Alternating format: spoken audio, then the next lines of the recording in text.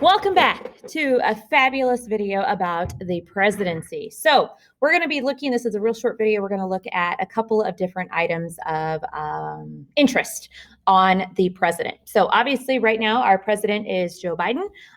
This is April of 2021. So he is the guy in charge of the executive branch. So salary and benefits, this is always one of those things that people love to hear about. So how much does the president make in the United States? According to the most recent numbers, presidents make $400,000 a year. Okay. And we look at that number and we're like, wow, that's a really big number, right?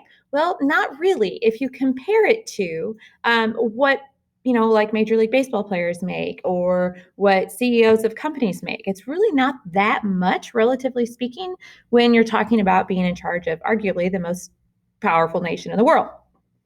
So some other things that the president gets. We know that the president gets to live in the White House. We know that he gets to travel on Air Force One. We know that he gets to use Marine One, the helicopter that takes him to and from the Air Force Base whenever he is traveling. But there are also some benefits that presidents get after they are no longer in office. And we call that a pension, right? So a pension is kind of like your retirement. So according to the most recent estimate, former presidents, their pension or their retirement is going to be equal to a cabinet secretary's salary. So cabinet secretaries as of 2021 make $221,400 a year. Okay, so that's the pension that the president is looking at. After the president is no longer alive, their widow is also able to get a $20,000 yearly pension from the federal government. Presidents, depending on how long they serve in office, they can also be enrolled in the federal employee healthcare system. So they get access to medical care. We also know that presidents, while they're in office, have Secret Service protection. They're also eligible to keep that for the rest of their life if they choose to do so. They also get some other perks, like after they've been out of office for like 6 months, a federal agency called the General Services Administration.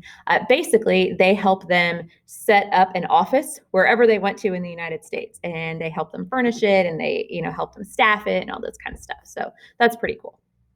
Next, we've got the presidential line of succession. Okay, so the presidential line of succession is basically this list of people that was established as a result of a law in the 1950s.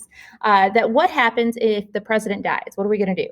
Okay, so the presidential line of succession includes the vice president, and it also includes the Speaker of the House, the President pro tempore of the Senate, and then all of the cabinet positions, okay? So for our purposes for this unit, you need to know that if the president dies, the vice president takes over. If both the president and the vice president are dead, then the Speaker of the House takes over. If all three of those people are not able to serve, then the President pro tempore of the Senate is going to kick in, okay? If none of them are able to serve, then it goes to the Secretary of State. And then after that, it goes down the list of the cabinet, okay? So I'm going to go ahead and stop there for today. If you have any questions, let me know.